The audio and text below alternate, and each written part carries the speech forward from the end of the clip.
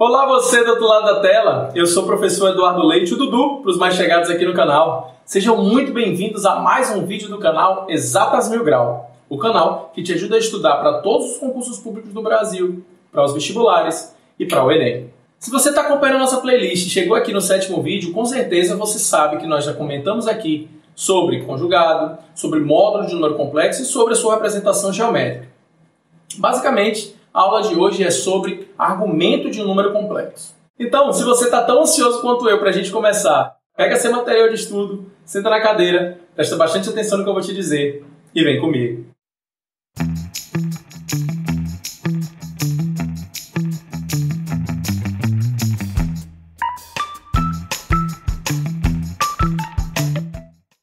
O argumento de um número complexo nada mais é do que um ângulo. É o ângulo formado entre o eixo x, o eixo da parte real, e a reta que define a distância entre a origem do plano cartesiano e o afixo, que nós chamamos de módulo do número complexo. Tá? Então vamos dar uma olhada aqui. Eu sempre tenho usado esse número complexo aqui como padrão. A gente pega o número complexo z igual a mais bi, a é a parte real, b é a parte imaginária, colocamos o a no eixo x, o b no eixo y, prolongamos eles e encontramos o afixo. A distância entre o centro do plano cartesiano e esse afixo é chamado de módulo do número complexo, que pode ser usado, que pode ser calculado baseado no Teorema de Pitágoras. Tá? A gente já tem esse padrão definido, isso foi muito bem detalhado no vídeo 6. Então, caso você caia de paraquedas nesse vídeo aqui, já corre lá, assiste o vídeo 6 e depois volta. Então, basicamente, o argumento é o seguinte: é esse ângulo formado aqui entre o eixo x e a reta que define o módulo do número complexo. O argumento é um ângulo. Se é um ângulo, ele está sujeito, ele está suscetível à aplicação do que nós chamamos de relações trigonométricas num triângulo retângulo. Afinal de contas, é formado um triângulo retângulo aí. Quando eu ligo, quando eu projeto esses dois pontos e ligo o centro do plano cartesiano até o afixo. Então vamos tentar lembrar um pouco aqui de trigonometria e ver como é que a gente pode utilizar isso a nosso favor nesse contexto aqui de números complexos. Então vamos lá. Eu já tenho aqui o meu modelo pronto, já definido, e quero verificar aquele ângulo ali que é o argumento, tá? Eu sei na trigonometria que cateto ao quadrado mais cateto ao quadrado é igual a hipotenusa ao quadrado, Teorema de Pitágoras. Eu sei também que esses dois valores A e B representam os catetos do triângulo retângulo e que a hipotenusa desse triângulo retângulo aqui seria o módulo. Então, se eu pegar a distância do centro até o A, eu vou ter um cateto.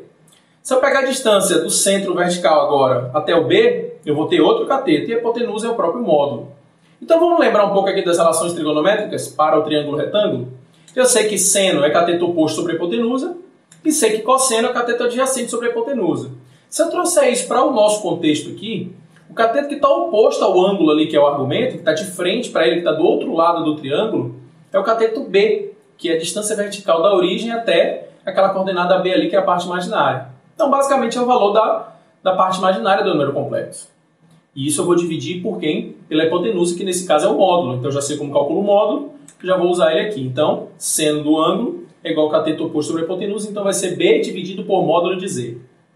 Como é que ficaria o cosseno? Já que cosseno é cateto adjacente sobre a hipotenusa, eu simplesmente digo que o cosseno, aqui nesse contexto, é o A, que está ali coladinho no ângulo, coladinho no argumento, dividido pelo módulo de Z.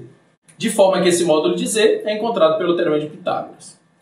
Gente, nós já estamos adotando esse padrão já há um tempo aqui nos vídeos. Então a gente primeiro fala da teoria, pincela ali um pouco como funciona teoricamente e já parte logo para a prática. Afinal de contas, matemática é uma disciplina que exige muito treino, muita prática. Então vamos dar uma olhada no exemplo aqui, como é que ficaria com números. Encontre o argumento do número complexo z igual a raiz de 3 mais i.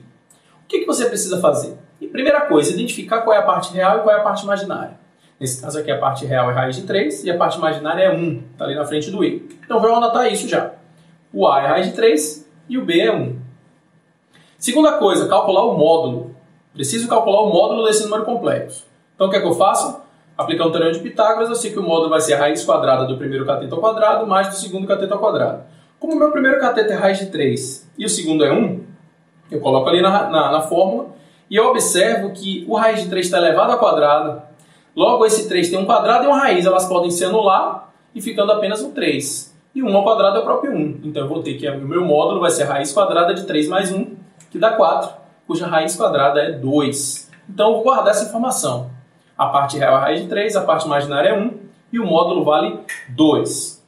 Vamos voltar para aquela ideia da trigonometria. Eu vou vir aqui agora e vou dizer o seguinte, o seno de um ângulo não é justamente o B dividido pelo módulo? Nesse caso aqui o B é quem? É 1.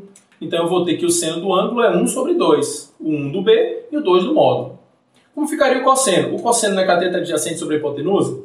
Então nesse caso o cateto adjacente aqui é o A, que é a parte real, está coladinha no argumento.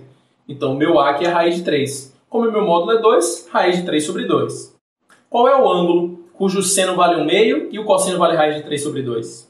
Nesse ponto aqui a gente vai ter que recorrer àquela tabelinha trigonométrica, a tabela dos ângulos notáveis, né, para seno, cosseno e tangente, também envolvendo os ângulos de 30, 45 e 60 graus, né, os ângulos notáveis. Com base nessa tabela e com aquilo que nós calculamos aqui na tela, nós somos capazes de definir então que esse ângulo é 30 graus, ou então π sobre 6 radiano. Então, esse π sobre 6 aí, na verdade, é 1/3 de 1/4 de meia volta.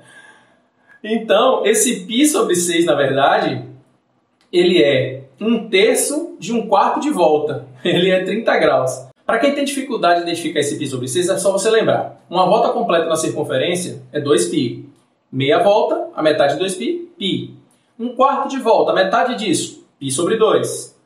Então eu pego esse π sobre 2, que é 90 graus, né, que é 1/4 de volta, e divido ela em 3 partes. Se eu estou dividindo o π sobre 2 por 3, eu estou encontrando 30 graus. Então eu vou fazer π sobre 2, dividido por 3 vai dar π sobre 6. Lembra? Conserva a primeira e multiplica pelo inverso da segunda. Isso aqui é uma fração dividida por outra fração. Isso tem um nome, fração de fração. Ah, vá. Não me diga! Uma outra maneira de calcular isso é você fazer uma regra de 3. Π radianos vale 180 graus. 30 graus vai valer quantos π radiano? Também você vai encontrar o mesmo π sobre 6. Tranquilo? Pronto. O que eu quero mostrar para vocês agora é como ficaria a representação gráfica desse problema aqui, né? O nosso desenho, como é que ele ficaria? Eu já sei os valores de A e B, né? A parte real e a parte imaginária. Eu já sei qual é o módulo, é raiz de 2, e já sei que o ângulo é 30 graus. Tem o meu desenho pronto ali, ó. Basta que você veja, ó, a parte imaginária é 1, está ali na vertical. A parte real é raiz de 3, está na horizontal. O módulo é 2, a gente calculou. E o ângulo acabamos de descobrir que é 30 graus. Aquele ponto Zzinho ali é o afixo do número complexo Z. Então essa aqui seria a representação gráfica desse número complexo, depois de todo esse rolê aí que a gente calculou, todo esse paranauê aí. Então é isso, gente. Nada de difícil. Perceba que é uma coisa altamente intuitiva.